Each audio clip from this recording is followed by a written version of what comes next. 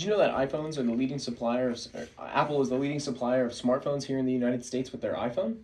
Hi, my name is Josh. I'm joined here by Gabe, Carson, Brian, and Dylan. And we're Team 7. We're going to talk about a little bit more about the market for iPhones here in the United States. Today we'll be going over our rivalries, power of suppliers, power of buyers, threat of new entrants, and threat of substitute products, which is also known as Porter's Five Forces. That brings us directly to our research question, which is what does the market for iPhones look like in the United States? I'll tell you a little bit about how we found our research.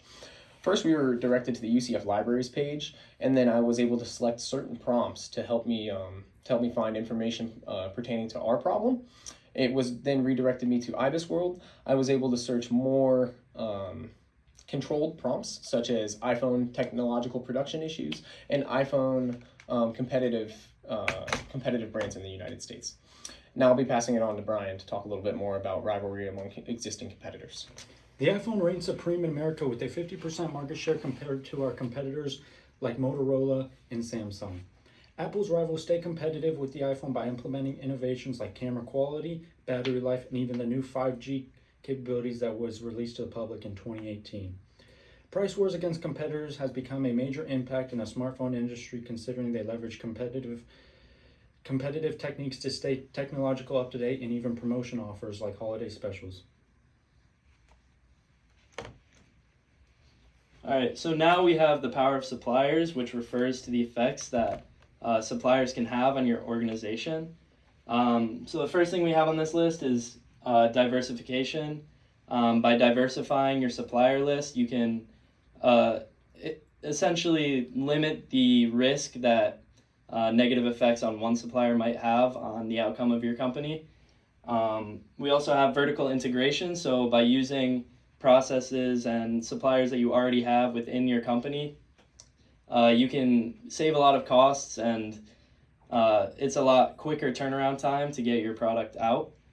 Long-term contracts, so by pairing with suppliers and planning for the future, you can get into a mutually beneficial relationship with your supplier, which brings us to our last point, which is supplier relationships. By having a good relationship with your supplier, you can have mutually beneficial negotiations, relationships, and it can bring your company a long way than just doing it yourself. So now I'll pass it on to Gabe. All right, so my slide is the power of buyers. So what the power of buyers does is basically how the buyers influence your company. You're going to have customers, right? So Apple has their iPhone customers. They're going to influence by wanting certain options and certain alternatives to phones that maybe Apple might want to look into. So, for example, I have a few examples. Back in the day, iPhone was caught slowing down the batteries, which caused older phones to slow down, so it would force new buyers to buy the more expensive phones. The older customers got really mad at that and was like, "Hey, we're gonna sue you." So they took it to court and they won, and they forced iPhone to stop doing that. Next, during pandemic, a lot of customers couldn't afford to pay for the more expensive premium phones that iPhone was releasing, so they forced them to release a cheaper alternative because they were going to force their own customers out. Lastly, they influenced an easier operating system. That's kind of the bread and butter of Apple. They just wanted everything simple, especially during COVID when a lot of people were working from homes and a lot of them couldn't get into their offices or jobs on brick and mortar, so everything was off-site. They forced Apple to incorporate a cheaper or easier way of interacting with their technology. I'll hand it over to... Thank you, Gabe. Now on to the threat of substitutes. The three main competitors that we found were Samsung, Google, and Motorola.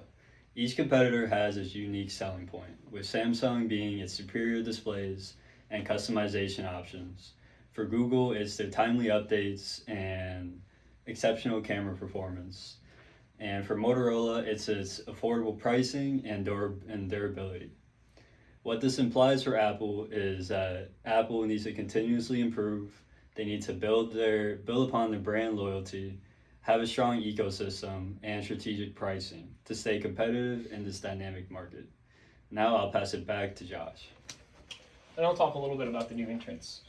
So the threat of new entrants is not something that we see here in the United States quite often, which is why we kind of focused on the United States market instead of a worldwide market. You can see our our notable threats will be Motorola, Lenovo, Samsung as they continue to develop and put out smartphones. They've always been our competitors, and they will continue to be our competitors here in the United States. So the overall threat is moderate. We focus a lot on brand loyalty here at Apple because there's a lot of complementary products that you can purchase. Like if you have an iPhone, you can buy a watch, you can buy a Mac, you can buy an iPad. So there's a lot more that goes into just getting an iPhone, and that's where you really maximize that brand loyalty. Another one would be patent protection and competitive advantage. Apple does have features that are patent protected, such as Face ID. They've been like that for a while, and there are other competing companies out there not able to use that. One company that I would like to shout out over in China is Huawei, but unfortunately they are banned here in the United States, so they're not an immediate threat to us. Thank you guys for your time, and if you have any questions right now, we will take them.